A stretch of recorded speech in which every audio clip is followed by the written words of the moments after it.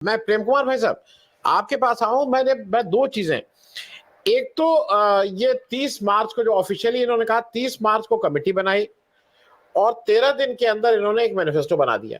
मुझे प्रेम कुमार जी अभी भी नहीं समझ में आ रहा है कि जब कांग्रेस 5 अप्रैल को अपना मैनिफेस्टो बना दी थी तो उसमें, अच्छा आपको कोई मैनिफेस्टो से कोई मतलब नहीं है, आप तो संकल्प है, तो उसमें हर चीज को बढ़ा चढ़ा के और कह देते। उसमें दिक्कत क्या थी? वो कह रहे थे 50% महिलाओं, ये कहते हैं हम 90% देंगे। वो कहते, अब जैसे यूएन सीट की बात कही है तो मैंने एक, मेरा भी सुझाव था कि ओलंपिक में हम 1 नंबर पे आ जाएंगे, हम सारे टेस्ट मैच जीत जाएंगे, हम इनको ये कर देंगे। भाई आप कह देते ना कि आपका जो मन आता वो कर देते, हम यूएन के अध्यक्ष बन जाएंगे, हम जो भी मन आता वो करते। मेरे एक दर्शक ने, और एक इंपॉर्टेंट बात थी, मुझे पहले लगा कि शायद वो ऐसे ही कह रहे हैं। मेरे एक दर्शक ने कहा है, गुरु जापान, उनका नाम है, मोदी जुमला पत्र में एक घोषणा की है कि 80 करोड़ परिवारों को मुफ्त राशन। आनंद जी, अगर एक परिवार में मियाँ बीबी और एक बच्चा हो तो संख्या 240 करोड़ हो जाती है। मैंने भी देखा जो पहला इनका है गरीब परिवारजनों की सेवा, जो मैनिफेस्टो में लिखा है 80+ करोड़ परिवारजनों को पीएम गरीब कल्याण अन्न योजना के अंतर्गत 2020 से लगातार मुफ्त राशन।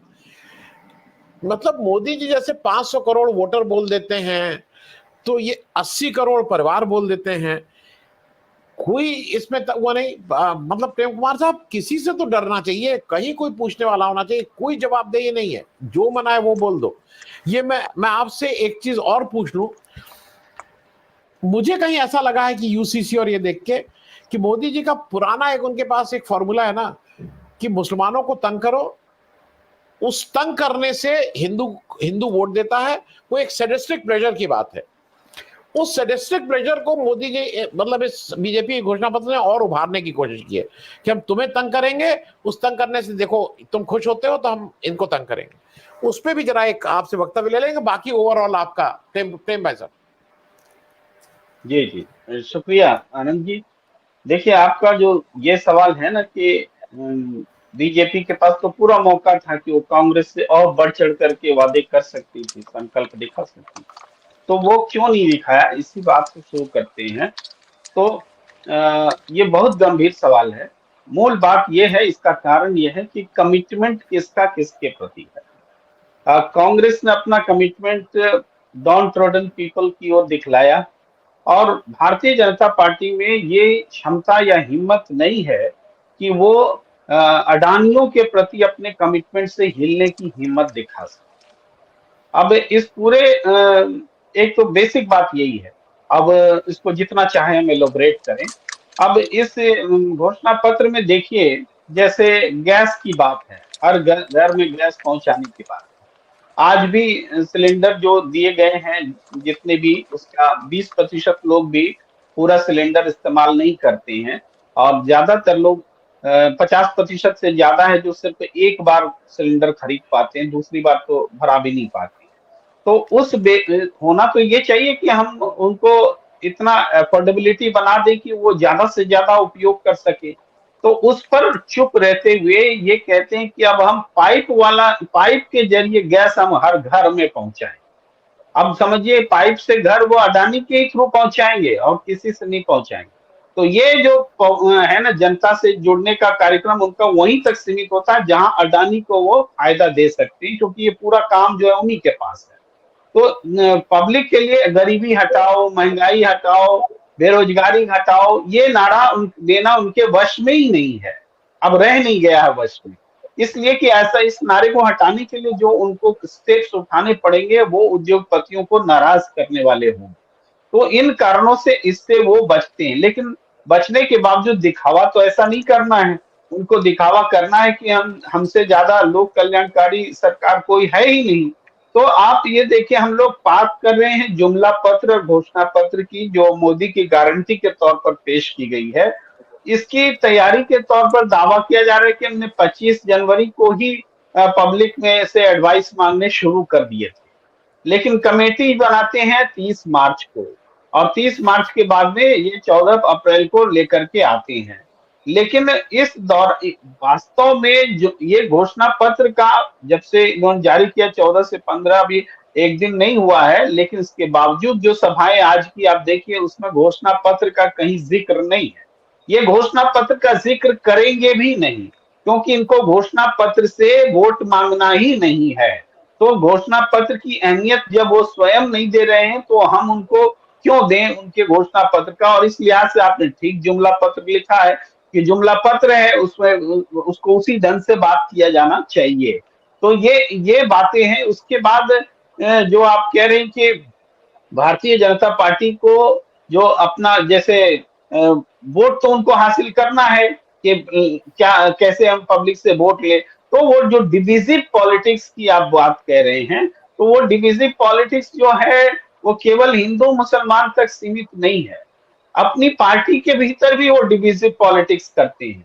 देखो अब बड़े बड़े लोगों का मठाधीशी नहीं चलेगा, अब किसी भी युवा को हम मौका दे सकते हैं। अब हमारी पार्टी के सभी युवाओं के लिए मुख्यमंत्री बनने के दरवाजे खुल गए हैं। देखो भजन लाल शर्मा मुख्यमंत्री हो गया, एक बार का विधायक, उसको भी हमने बना दिया। तो ये अपने ही पार्टी में जो सीनियर लीडर्स हैं उसके प्रति जन आक्रोश पैदा करके अपनी पार्टी में भी ये पॉलिटिक्स कर रहे हैं।